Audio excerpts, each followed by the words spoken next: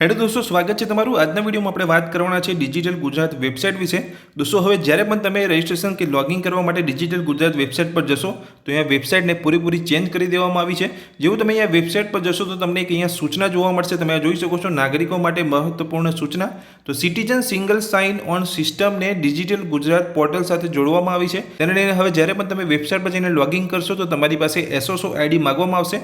હવે જો તમે પહેલાં અહીંયા રજિસ્ટ્રેશન કરેલું હશે તો તમને તમારા ઈમેલ આઈડી કે મોબાઈલ નંબર પર એસએસઓ આઈડી મળી ગયો હશે। જો હજુ સુધી તમને તમારો એસએસઓ આઈડી નથી મળ્યો તો તમે તમારો એસએસઓ આઈડી તમારા મોબાઈલ કે ઈમેલ આઈડી પર કેવી રીતે મેળવી શકો છો તે વિશેની સંપૂર્ણ માહિતી તમને આ વિડીયોમાં હું આપવાનો છું।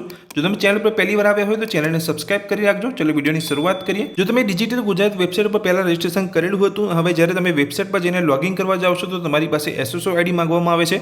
પણ જો તમને પણ હજુ સુધી તમારો એસએસઓ આઈડી નથી મળ્યો તો એસએસઓ આઈડી કેવી રીતે મેળવી શકાય એવા વિદ્યાર્થીઓને જેમણે પહેલાં અહીંયા રજિસ્ટ્રેશન કરેલું છે તો એ માટે તમારે તમારા મોબાઈલની અંદર ગૂગલમાં જવાનું છે અને વેબસાઇટ સર્ચ કરવાની છે ડિજિટલ ગુજરાત। જેવું તમે સર્ચ કરશો નીચે તમને ડિજિટલ ગુજરાત જે ઓફિશિયલ વેબસાઇટ છે જોવા મળશે। એ વેબસાઇટ પર તમારે જવાનું છે એસએસઓ આઈડી મેળવવા માટે। તો હવે એસએસઓ આઈડી મેળવવા માટે તમારે અહીંયા રજિસ્ટ્રેશન અને લોગિનના ઓપ્શન પર ક્લિક કરવાનું છે। તો તમે લોગિન અને રજિસ્ટ્રેશનના ઓપ્શન પર ક્લિક કરશો કે આ પ્રકારની સૂચના તમને જોવા મળશે કે સિટીઝન સિંગલ સાઇન ઓન સિસ્ટમને ડિજિટલ ગુજરાત પોર્ટલ સાથે જોડવામાં આવી છે। જેવું તમે લોગિન અને રજિસ્ટ્રેશનના ઓપ્શન પર ક્લિક કરશો કે આ પ્રકારનું નવું પેજ તમને વેબસાઇટ પર જોવા મળશે, કેમ કે વેબસાઇટને પૂરેપૂરી ચેન્જ કરી દેવામાં આવી છે। હવે અહીંયા એસએસઓ આઈડી મેળવવા માટે તમારે જોઈ શકો છો અહીંયા 3 લાઇન તમને જોવા મળશે, તેના પર ક્લિક કરવાનું છે। જેવું તમે 3 લાઇન પર ક્લિક કરશો અહીંયા સાઈડમાં બીજું એક અહીંયા પેજ ઓપન થશે, તમે જોઈ શકો છો। હવે તેના નીચે તમારે સ્ક્રોલ કરવાનું છે તો તમને અહીંયા ઓપ્શન જોવા મળશે લોગિન રજિસ્ટર, તે ઓપ્શન પર તમારે ક્લિક કરવાનું છે। જેવું તમે લોગિન રજિસ્ટર ઓપ્શન પર ક્લિક કરશો એટલે નીચે બીજા 3 ઓપ્શન અહીંયા ઓપન થશે, જેમાં તમારે સિટીઝન લોગિનના ઓપ્શન પર ક્લિક કરવાનું છે। જેવું તમે સિટીઝન લોગિનના ઓપ્શન પર ક્લિક કરશો તમે જોઈ શકો છો આ પ્રકારનું કંઈક પેજ ઓપન થશે। હવે જે પણ વિદ્યાર્થીઓએ પહેલાં રજિસ્ટ્રેશન કરેલું છે અને તે તેમનો એસએસઓ આઈડી મેળવવા માગે છે તો તમારે શું કરવાનું છે, અહીંયા જોઈ શકો છો તમને અહીંયા એક ઓપ્શન જોવા મળે છે ફોરગોટ એસએસઓ આઈડી, તે ઓપ્શન પર તમારે ક્લિક કરવાનું છે એસએસઓ આઈડી મેળવવા માટે। જેવું તમે ફોરગેટ એસએસઓ આઈડી ઉપર તમે ક્લિક કરશો કંઈક આ પ્રકારનું પેજ અહીંયા ઓપન થશે, get SSO ID on mobile or email ID.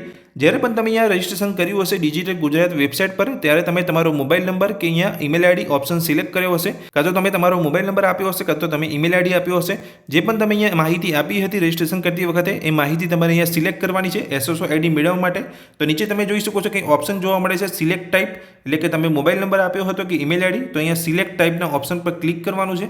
જેવું તમે ક્લિક કરશો તમારી પાસે મોબાઈલ કે ઈમેલ આઈડી એટલે જે પણ તમે રજિસ્ટ્રેશન કરતી વખતે માહિતી આપી હતી એ માહિતી તમારે સિલેક્ટ કરવાની છે। મેં મારો અહીંયા ઈમેલ આઈડી આપ્યો હતો એટલે હું ઈમેલ આઈડી ઉપર ક્લિક કરીશ।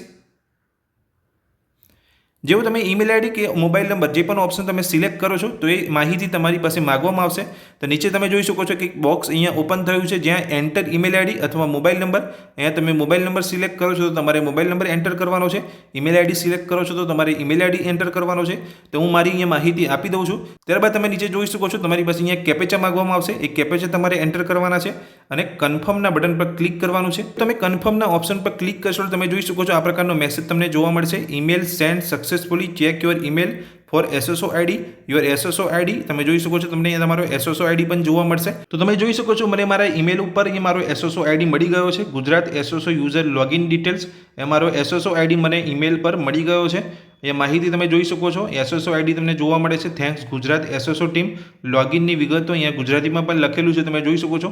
તો આ રીતે તમે તમારો એસએસઓ આઈડી તમારા મોબાઈલ નંબર કે ઈમેલ આઈડી પર મેળવી શકો છો। જો આ રીતે પણ તમને તમારો એસએસઓ આઈડી નથી મળતો અને તમે નવો એસએસઓ આઈડી બનાવવા માંગો છો તો મને કમેન્ટ બોક્સમાં કમેન્ટ કરીને જણાવજો, હું ચોક્કસથી એક નવો વિડીયો બનાવીશ અને તમને બતાવીશ કે તમે કેવી રીતે તમારો નવો એસએસઓ આઈડી બનાવી શકો છો। આ વિડીયોમાં મેં તમને માહિતી આપી કે જે વિદ્યાર્થીએ પહેલાથી રજિસ્ટ્રેશન કર્યું છે સ્કોલરશિપને લઈને કાં તો કંઈ અન્ય કામને લઈને, તો તેવા વિદ્યાર્થીઓ તેમનો એસએસઓ આઈડી કેવી રીતે તેમના મોબાઈલ નંબર કે ઈમેલ આઈડી પર મેળવી શકે છે તે વિશે મેં તમને માહિતી આપી। આ માહિતી જો તમને ગમી હોય તો વિડીયોને લાઈક કરજો, ચેનલ પર પહેલી વાર આવ્યા હોય તો ચેનલને સબસ્ક્રાઇબ કરી રાખજો। Thank you.